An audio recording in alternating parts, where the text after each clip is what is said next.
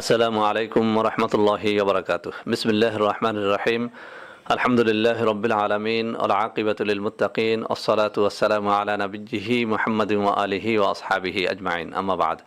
সম্মানিত দিনদার ভাই বোনেরা, এই চ্যানেলে অনেক ভাই বোন আমাকে একটা বিষয় বেশ কিছুদিন যাবৎ রিকোয়েস্ট করে চলেছেন, তা হচ্ছে অ্যালার্জি নিয়ে ভিডিও আপলোড করার জন্য। বন্ধুরা আমার, এত বেশি পরিমাণে রিকোয়েস্ট আসে বিভিন্ন রোগ ব্যাধি সম্পর্কে যে আমি কোনটা রেখে যে কোনটার ভিডিও আপলোড করব আমি নিজেই দিশেহারা হয়ে গেছি। তারপরও যখন কোনো বিষয়ে খুব বেশি রিকোয়েস্ট আসে তখন সে বিষয় নিয়ে সামান্য কথা আমি বলার চেষ্টা করি। তো বন্ধুরা আমার, এই ভিডিওগুলো যদি ভালো লাগে, আপনাদের যদি উপকারে আসে, আমি কিছু চাই না, আপনাদের কাছে কোনো টাকা পয়সার কোনো বিষয় নয়। আপনারা আমার জন্য খাসভাবে দোয়া করবেন। মাহে রমজান চলছে, ইফতারিতে সেহরিতে আমার জন্য দোয়া করবেন। তো বন্ধুরা আমার, আমি আজকে যে বিষয়টি নিয়ে আপনাদের সামনে কথা বলবো তা হচ্ছে অ্যালার্জি। বন্ধুরা আমার, অ্যালার্জি কেন হয় এই বিষয়টি একটু জানি। অনেকেই আমরা অ্যালার্জির জন্য বিভিন্ন ধরনের ঔষধ সেবন করে থাকি। আসলে অ্যালার্জি কিন্তু খুব সহসা ভালো হয় না যাদের অ্যালার্জি আছে। মূলত একটা কথা বলি, অ্যালার্জি একটা যুদ্ধের নাম, একটা ফাইটের নাম। প্রত্যেকটা মানবদেহের ভিতরে কিছু সৈনিক থাকে, কিছু অ্যান্টিবডি থাকে, যে অ্যান্টিবডির কাজ হচ্ছে বাহির থেকে যে কোনো ধরনের জীবাণু ঢুকলেই সে তার বিরুদ্ধে যুদ্ধ করে। তো এই অ্যান্টিবডি অনেক সময় ভুল যুদ্ধও করে। যেমন ধরেন, আপনি কোনো একটা ভালো খাবার খেয়েছেন, ধরে নেই গরুর মাংস অথবা চিংড়ি মাছ। আপনার দেহের ভিতরে যে অ্যান্টিবডি আছে, যে যুদ্ধের সৈনিকেরা আছে, তারা যদি কেউ মনে করে ফেলে যে এটা এই দেহের জন্য ক্ষতিকর, তো তখন তার বিরুদ্ধে সংগ্রাম শুরু করে দেয়। এই সংগ্রামের ফসলটা হয় আমাদের দেহের কোথাও লাল হয়ে যাওয়া, কোথাও চুলকানি হওয়া। অর্থাৎ যে জিনিসটা এই গরুর মাংসের মাধ্যমে বা চিংড়ি মাছের মাধ্যমে ঢুকেছে সেটিকে সে বের করে দেওয়ার জন্য যে সংগ্রামটা করে, তার কারণে কোথাও লাল হয়ে যায়, কোথাও চুলকানি শুরু হয়ে যায়। এটাকে আমরা তখন বলি অ্যালার্জি। এটি আমার কথা না, এটি স্বাস্থ্য বিজ্ঞানের কথা। তো এই কারণেই অ্যালার্জির আলামতগুলো কিন্তু সবার ক্ষেত্রে একরকম হয় না। কারো ক্ষেত্রে চিংড়ি মাছ খেলে যে অ্যালার্জি হয়, কারো ক্ষেত্রে চিংড়ি মাছ খেলে হয় না, কারো ক্ষেত্রে আবার ইলিশ মাছে হয়, গরুর গোস্তে হয়। তো যার দেহের অ্যান্টিবডি যেটার বিরুদ্ধে যুদ্ধ করে, তার দেহে ওই জিনিসটাকেই আমরা বলি যে ওই জিনিসটা খেলে তার অ্যালার্জি শুরু হয়ে যায়। এজন্য অ্যালার্জির সর্বপ্রথম বাঁচার উপায় হচ্ছে আপনি যে জিনিসটি খেলে আপনার অ্যালার্জি শুরু হয় সেই জিনিসটি থেকে আপনার একটু বেঁচে থাকা। যদি আপনার চিংড়ি মাছ খেলে অ্যালার্জি শুরু হয়, চিংড়ি মাছ খাওয়া থেকে বিরত থাকা। গরুর গোস্ত খেলে যদি আপনার অ্যালার্জি হয়, সেটা থেকে বিরত থাকা। আরেকজনের এটাই হতে নাও পারে, আরেকজনের হতে পারে হাঁসের ডিমে, তার সেটি বর্জন করা। এভাবে এটি হচ্ছে সহজ নিয়ম। তারপরে বন্ধুরা আমার, অ্যালার্জির কিছু কমন দাওয়াই আছে। আজকে আমি এমন একটি দাওয়াই বলবো যেটি একদম পার্শ্ব প্রতিক্রিয়া মুক্ত একটি দাওয়াই, একদম ঘরোয়া, এবং এটির এক কথায় অব্যর্থ বলা চলে। যারাই ব্যবহার করেছে তারা বেশ ফল পেয়েছে। সেটি হচ্ছে কিছু কাঁচা হলুদের আপনি গুঁড়া আপনি সংগ্রহ করবেন।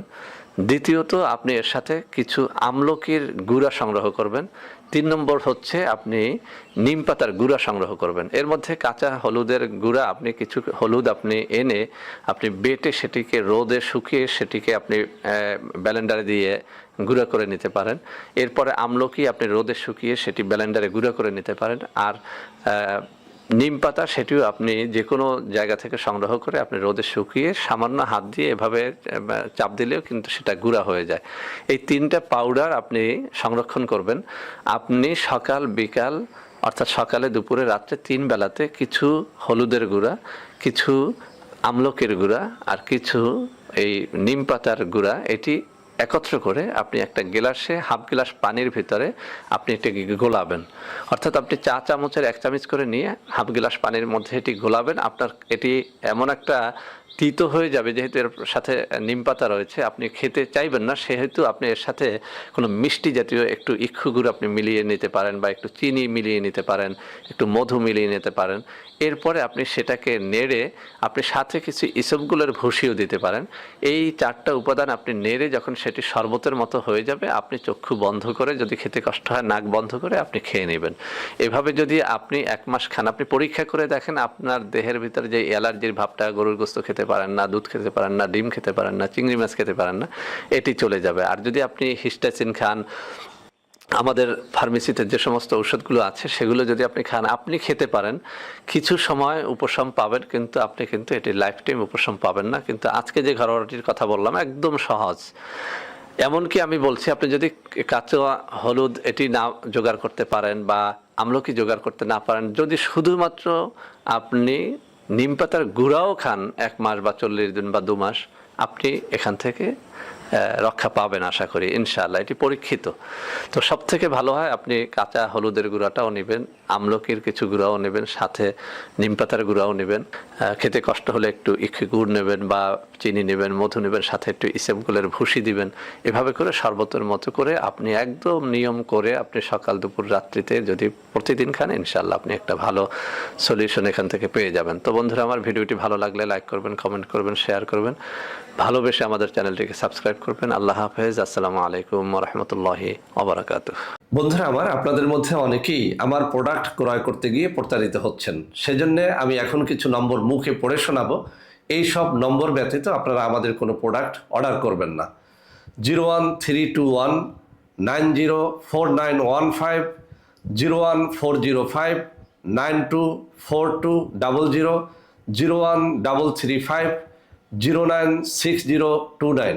এছাড়াও আমাদের হটলাইন নম্বর হচ্ছে 09647 450 450।